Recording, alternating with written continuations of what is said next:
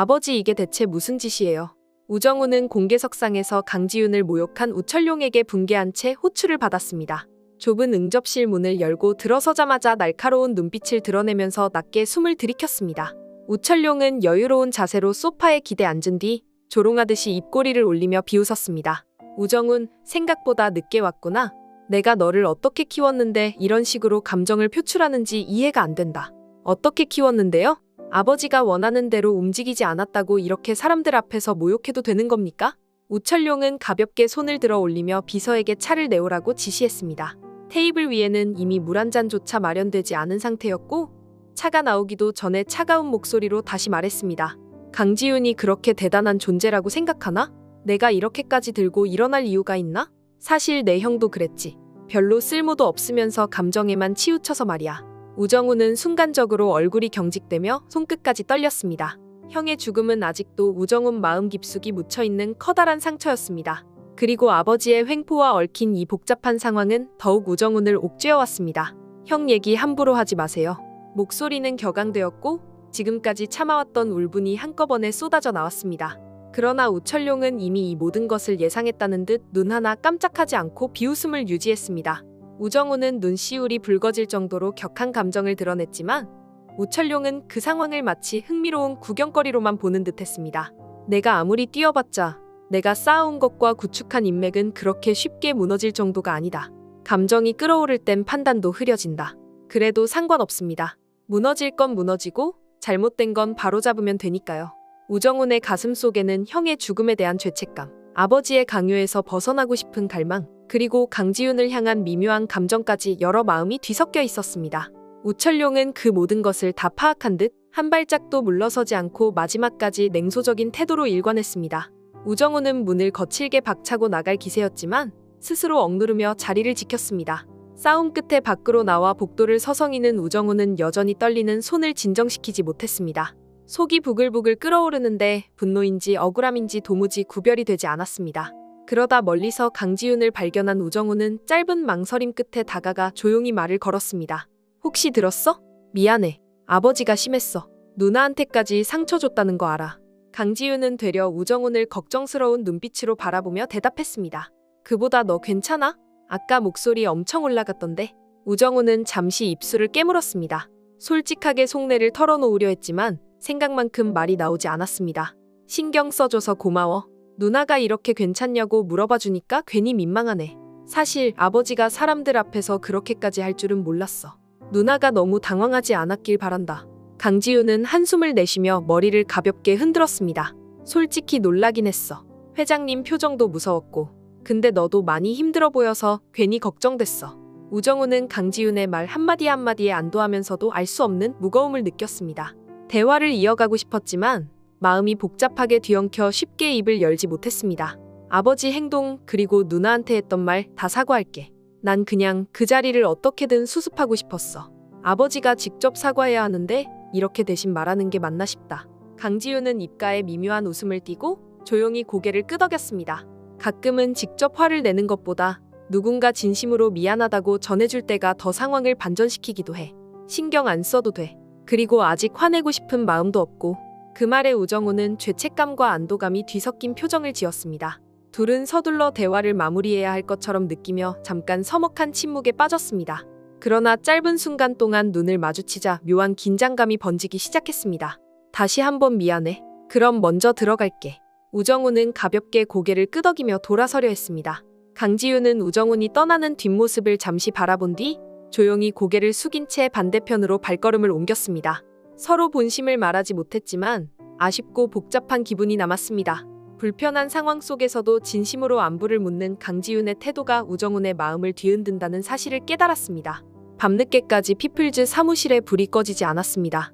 강지윤은 자리도 제대로 뜨지 못한 채 서류 더미를 뒤적이고 있었습니다. 우철룡의 투자 철회 이야기가 퍼지자마자 회사는 어수선해졌고 강지윤은 어떻게든 이 사태를 수습할 방안을 고민하고 있었습니다. 그때 유은호가 커피 2잔을 들고 다가와 조용히 책상 위에 내려놓았습니다. 이 정도면 잠은 포기하신 거네요. 조금 쉬어가시는 게 어떠세요? 쉬는 것도 사치 같아요. 우 회장님이 지분을 빼신다는데 회사가 조용할 리가 없잖아요. 직원들 사기가 떨어질까 걱정이에요. 강지윤은 눈앞에 서류를 계속 훑어보며 중얼거렸습니다. 유은호는 그녀의 얼굴을 유심히 살폈습니다. 표정은 냉정했지만 미묘한 피로감이 배어 있었습니다.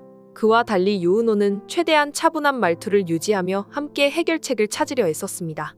좀 더 정확히 상황을 파악해야 할 것 같아요. 파트너들이 실제로 얼마나 이탈할 위험이 있는지 데이터부터 확인해보면 어떨까요? 안 그래도 확인 중이에요. 돌다리도 두들겨보고 건너야죠. 그리고 직원들에게 괜히 불안감을 심어줄 필요는 없으니까요. 결국 이 문제를 해결해야 모두가 안심할 테니까요. 강지윤은 서류를 넘기며 고개를 끄덕였습니다. 유은호는 그런 그녀를 조용히 바라보다가 부드럽게 미소를 지었습니다. 대표님, 너무 걱정하지 마세요. 사실 이런 상황에서 냉정함을 유지하는 건 어려운 일이지만 대표님은 충분히 해내실 거예요. 그 한마디에 강지윤은 잠시 따뜻한 기분이 들었습니다. 하지만 불안감은 여전히 가슴 한구석에 자리 잡고 있었습니다. 고맙습니다. 은호 씨가 곁에 있어서 든든해요. 그러다 문득 강지윤은 고개를 살짝 돌려 유은호를 바라보았습니다. 그런데 우리 언제 퇴근하죠? 퇴근해야 비서님에서 남자친구가 될 텐데. 둘 사이의 감도는 미묘한 공기. 환하게 켜진 사무실 조명 아래에서 서류 더미 사이로 스며든 감정이 잔잔하게 퍼져나갔습니다. 강지윤은 애써 표정을 다잡으며 다시 서류를 집어들었습니다. 유은호는 조용히 자리 한편을 정리해놓고 그녀 곁에 앉아 함께 업무를 살폈습니다. 서로 눈이 마주칠 때마다 가슴 한편이 두근댔지만 지금은 두 사람 모두 회사의 앞날을 위해 더욱 냉철해야 할 순간이었습니다. 섭이에는 파트너사들이 잇따라 연락을 끊으려 한다는 소식을 전하며 사무실 한켠에서 안절부절 못했습니다. 강지윤은 차분히 안쪽 회의실로 서미애를 불러 자세한 상황을 물어보았습니다. 이거 심상치 않아. 원래 잘 지내던 파트너사들도 조만간 다시 연락하겠다면서 말을 아끼고 있어. 결국 투자자가 빠지면 우리가 그 정도밖에 안 되는 회사였던 건가 싶어서 불안해. 강지윤은 그 말을 듣고도 크게 놀라는 기색 없이 서류를 넘겨보았습니다. 투자자가 빠져나가면 우리가 그 정도밖에 안 되는 회사였던 거야. 파트너들이 관계를 끊겠다면 어쩔 수 없고 결국 우리가 쌓아온 신뢰를 보여줘야 할 때야. 섭이에는 강지윤의 결연한 목소리에 잠시 안도하는 표정을 지었다가도 만약 사태가 악화되면 어쩌나 하는 두려움이 머릿속을 스쳤습니다. 내 말대로라면 괜찮겠지만 정말 이게 맞는 건지 모르겠어. 작은 파트너사들도 아니고 꽤 큰 투자처들이 빠질 수도 있다고. 강지윤은 서미애 쪽으로 몸을 돌려 눈을 마주치며 대답했습니다. 오히려 지금이 기회일 수도 있어. 외부 투자에 의존하지 않고 우리가 만들어온 가치를 증명할 때야. 우리 열심히 뛴 만큼 결과도 따라올 거라고 믿어. 서미애는 그 말에 약간 울컥한 표정을 지었습니다. 사실 누구보다 피플즈를 위해 헌신해온 사람이 서미애 자신이었기 때문입니다. 그래, 이게 강지윤이지. 그래서 믿고 따르긴 하는데 막상 위기가 닥쳐오니까 불안하긴 하네.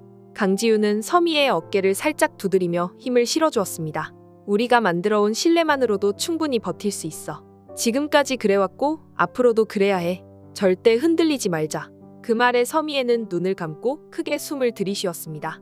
함께 걸어온 시간이 결코 헛되지 않았다는 확신이 드는 듯 다시 한번 다짐하듯 고개를 끄덕였습니다. 우정우는 아버지를 설득하기 위해 여러 경로를 수소문하며 결국 우철룡이 입원해 있는 병원 정보를 입수했습니다. 병원 복도를 조심스럽게 거닐다가 항암 치료실 쪽에서 우철룡이 나온다는 소식을 듣고 긴장된 표정으로 기다렸습니다. 우철룡이 피곤한 기색을 감추지 못한 채 복도를 걸어 나오자 우정우는 깜짝 놀란 눈빛으로 다가갔습니다. 왜 숨기셨어요? 우철룡은 숨을 고르며 힘겹게 마스크를 벗었습니다.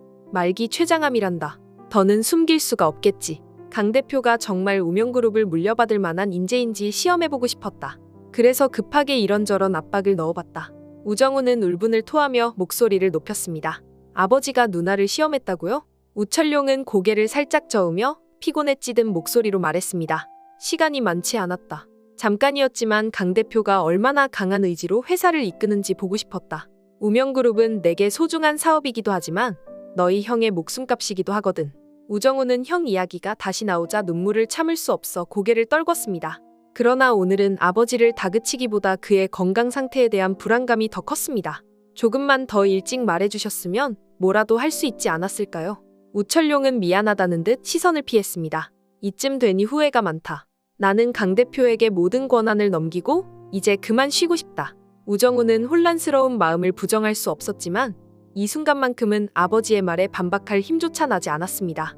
아버지를 향한 원망과 형에 대한 그리움이 뒤섞여 우정우는 결국 아무 말도 하지 못했습니다.